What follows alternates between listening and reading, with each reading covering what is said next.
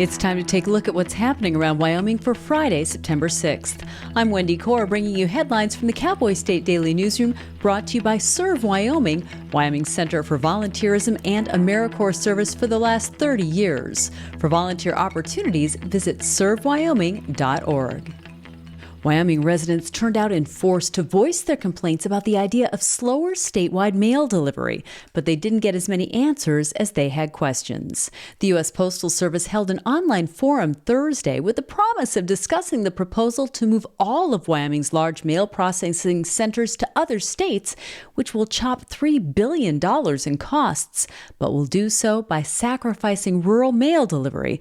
That's according to Cowboy State Daily's Renee Jean. The Postal Regulatory Commission is ultimately the one who will decide if this plan moves forward or not, the way I understand things. They have not given their blessing to this. They ordered the Postal Service at one point to get an advisory opinion. The Postal Service has been resisting that, saying they don't need it, but it is required by law anytime they make a proposal that's going to dramatically affect service across the nation. I would say, looking at this map, there's no question that's been triggered here. The map that was displayed showed the future locations of all of the large processing centers in yellow.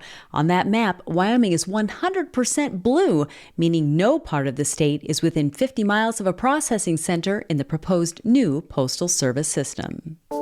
Two Cheyenne men accused of shooting at a pair of police officers from their vehicle early Thursday morning face multiple felony charges.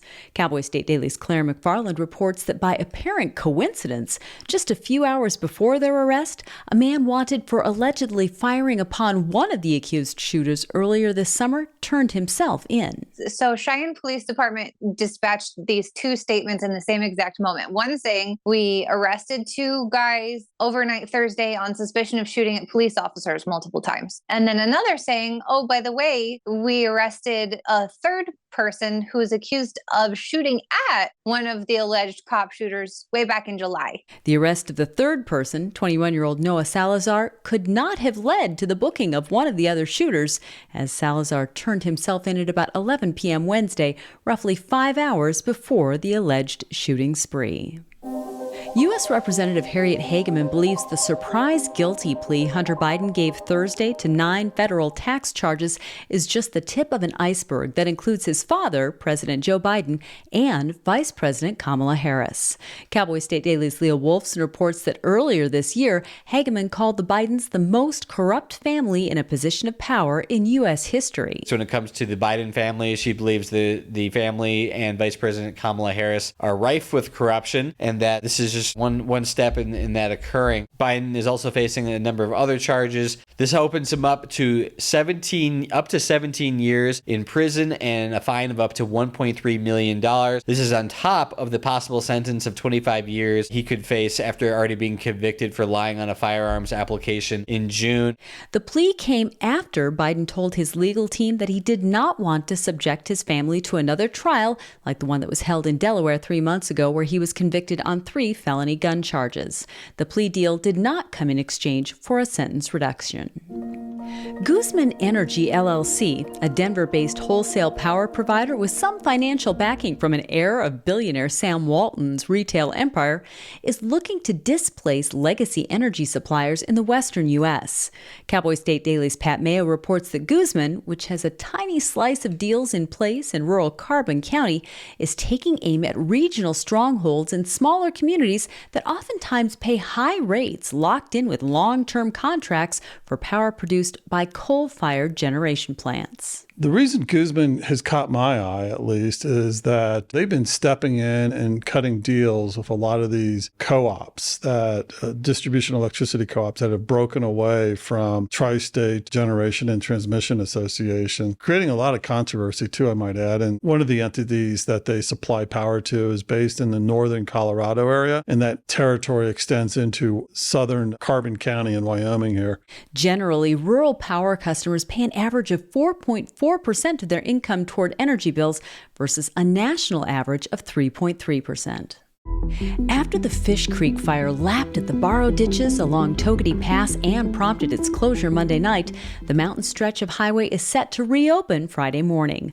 Cowboy State Daily's Claire McFarland reports that the fast-moving fire, which has been threatening the historic Brooks Lake Lodge and other wilderness properties, is still not under control. Monday night, personnel working on the Fish Creek fire up by the Fremont County Teton line had to shut Togety Pass down. Now, that's a pretty important artery there in northwest Wyoming. So the flames were lapping at the borrow ditches along the southwest side there, but the fire was also throwing spot fires across the highway. So small fires were launching, as far as 3/4 of a mile. There were about 70 of these, and the crews got them all shut down, the spokesman told me Thursday evening.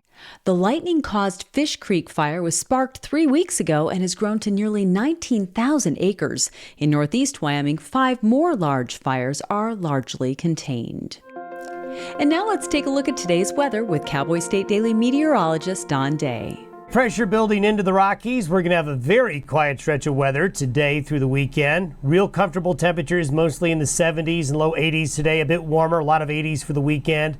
And we're looking at a lot of sunshine, and the chances of rain are pretty low. They're not zero. Might have a couple of isolated showers and thunderstorms in Wyoming's mountains this weekend.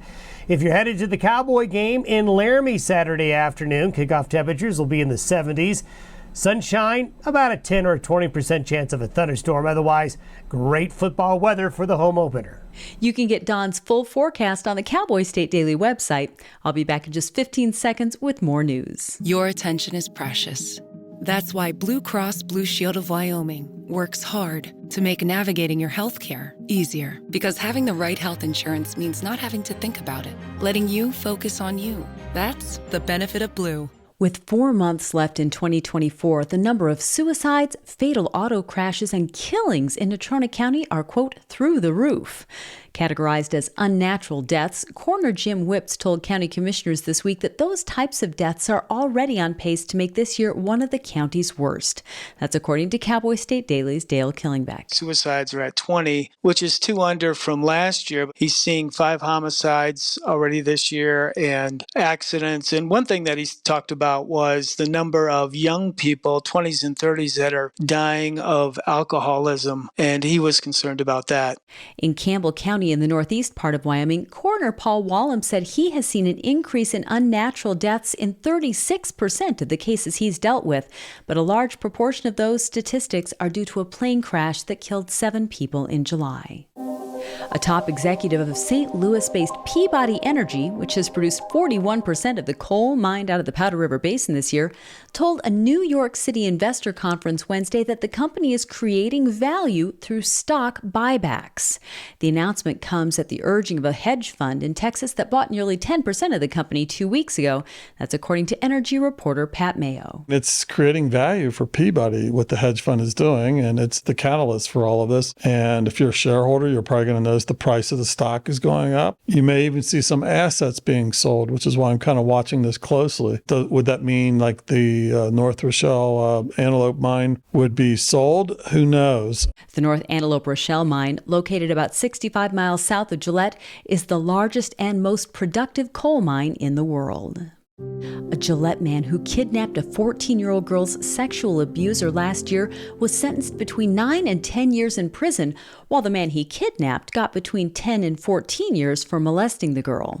31-year-old TJ Ott pleaded guilty to kidnapping 23-year-old Zachary Minard after a mother in Gillette found Minard in bed with her 14-year-old daughter last November.